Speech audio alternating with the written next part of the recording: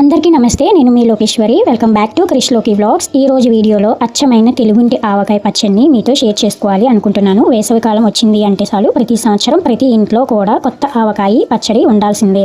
ఆవకాయ అంటే అది ఒక పచ్చడే కాదు, అదొక ఎమోషన్. ఆవకాయని మించిన ఈజియెస్ట్ పికిల్ ఏది ఉండదు, చాలా సింపుల్గా చేసుకోవచ్చు. బట్ అయితే ఇందులో యూస్ చేసే ఇంగ్రీడియంట్స్ కానీ కరెక్ట్గా యూస్ చేస్తే కనుక మనకి ఆవకాయ పికిల్ అనేది చాలా కరెక్ట్గా వచ్చేస్తుంది. ట్రెడిషనల్ వేలో మన అమ్మమ్మలు చేసిన ఆవకాయ పచ్చడి అనేది మనం అయితే ఇంట్లోనే పట్టేసుకోవచ్చు. పచ్చడిలోకి ఏమేమి కావాలి ఇంగ్రీడియంట్స్ అన్ని నేను కింద డిస్క్రిప్షన్లో అయితే మెన్షన్ చేశాను. సో వెళ్ళైతే చెక్అవుట్ చేయండి. సో ఫస్ట్ అయితే ప్రాసెస్ అయితే చూపిస్తున్నా. మనం వెడల్పాటు ఒక గిన్నె అయితే తీసుకోండి. మీరు ఏ గిన్నె అయినా తీసుకోండి. నేను చూపిస్తున్నా కదా ఈ వీడియోలో అలాంటి గిన్నె తీసుకుని దాంతో 4 గిన్నెలు వచ్చే వరకు అయితే కొలుచుకోవాలి. 4 గిన్నెలు వస్తే కనుక సుమారుగా ఒక 2 కేజీల వరకు అయితే మనం పచ్చడి అయితే వస్తుంది. సో నాకు ఇక్కడ 2.5 కేజీల వరకు అయితే ఉంది. నెక్స్ట్ అదే గిన్నెతో ఆయిల్ కూడా వేసుకోండి. వేరుశనగ ఆయిల్ అయితే వేసుకోండి. పచ్చడికి చాలా టేస్టీగా ఉంటుంది.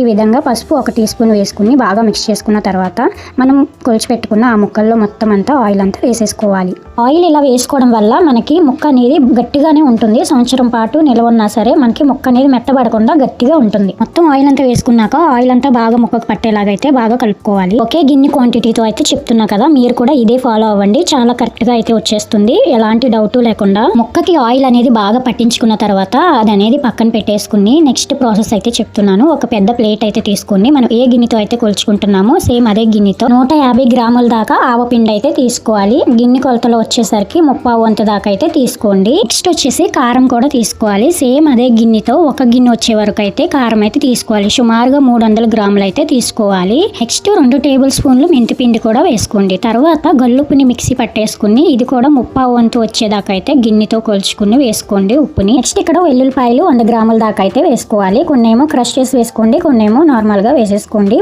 వెల్లుల్లిపాయకి పైన పొట్టు తీసి అయితే వేసుకోవాలి, పొట్టుతో అయితే వేయద్దు. నెక్స్ట్ ఈ విధంగా కారం మొత్తం బాగా మిక్స్ చేసుకున్న తర్వాత ఆయిల్ పట్టించి ముక్కలు అనేది పక్కన పెట్టాం కదా, వాటిలో ఈ కారం అనేది కొంచెం కొంచెంగా వేసుకుని బాగా కలుపుకోవాలి. బాగా ముక్కలన్నిటికీ పట్టేలాగా అయితే కలుపుకోండి. కొంచెం కొంచెంగా కారం అనేది వేసుకుని కలుపుకోండి, లేకపోతే ముక్కకి సరిగ్గా కారం అనేది పట్టదు. సో నిదానంగా కొంచెం కొంచెంగా వేసుకుని కలుపుకోండి. కారం బాగా కలిసేలాగా కలిపేసుకున్న తర్వాత ఒక 1/2 బౌల్ వరకు ఆయిల్ కూడా అయితే వేసుకుని మళ్ళీ ఒకసారి మిక్స్ చేసుకోండి. ముక్కలన్నిటికీ ఆయిల్ కారం బాగా పట్టేలాగా అయితే మళ్ళీ కలిపేసుకోండి. సుమారుగా 1 లీటర్ వరకు అయితే మనకి ఆయిల్ అయితే పడుతుంది. అంతా కూడా బాగా మిక్స్ అయ్యేలాగా కలిపేసుకున్న తర్వాత నెక్స్ట్ ఒక ప్లాస్టిక్ జార్ కానీ గ్లాస్ జార్ కానీ తీసుకోండి, లేకపోతే ట్రెడిషనల్ స్టైల్ జాడీలు ఉన్నా సరే జాడీల్లో కూడా వేసుకోండి. మొత్తాన్ని పచ్చడి మొత్తాన్ని అందులోకి అయితే వేసేసుకోండి. వేసేసుకుని అంచులు కూడా నీట్గా తుడిచేసుకున్న తర్వాత మూత పెట్టేసి పైన కాటన్ క్లాత్ కూడా వేసి నెక్స్ట్ గట్టిగా అయితే కట్టేసుకోండి. 3 రోజుల పాటు పచ్చడి అనేది బాగా ఊరనివ్వాలి. ఈ రోజు మనం పచ్చడి కలిపితే రేపు కూడా ఉంచేసి ఎల్లుండ మనం పచ్చడి అనేది మళ్ళీ తిరగవేసి మళ్ళీ బాగా కలుపుకోవాలన్నమాట. సో 3వ రోజు అయితే నేను ఓపెన్ చేసి చూపిస్తున్నా. చూసారా, బాగా పచ్చడి అనేది బాగా ఊరింది అండ్ ఆయిల్ కూడా పైకి అయితే తేలిపోయింది. సో నెక్స్ట్ ఇంకొక పెద్ద పళ్ళెం అయితే తీసుకుని అందులోకి తిరగవేయండి. తిరగవేసిన తర్వాత నెక్స్ట్ ఈ విధంగా బాగా మిక్స్ చేసుకోండి. పచ్చడి అనేది నీట్గా కలిసేలాగా.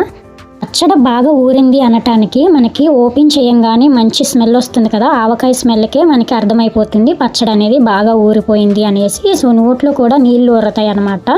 సో మొత్తాన్ని బాగా కలిపేసుకున్న తర్వాత మీకు ఎంతవరకు కావాలో అంతవరకు పచ్చడి అనేది గాజు సీసాల్లో కానీ లేకపోతే ప్లాస్టిక్ దానిలో కానీ వేసుకుని నూనె అనేది పైకి తేలేలాగా అయితే చూసుకోండి. సో ఆ విధంగా మనం స్టోర్ చేసుకోవాలి. నేను ఇది సెకండ్ టైం అయితే పట్టాను. పోయిన సంవత్సరం ఎలా పట్టాను సేమ్ యాజ్ ఇట్ ఈజ్ అట్లాగే వచ్చింది. ఈసారి కూడా ఆవకాయ అయితే అదిరిపోయింది. సో మీరు కూడా ఇంట్లో ట్రై చేసి చేసి మీ ఫీడ్బ్యాక్ని నాతో షేర్ చేసుకోవడం మర్చిపోవద్దు. వీడియో నచ్చినట్టయితే మీ ఫ్రెండ్స్ అండ్ ఫ్యామిలీ మెంబర్స్కి లైక్ చేసి షేర్ చేయండి.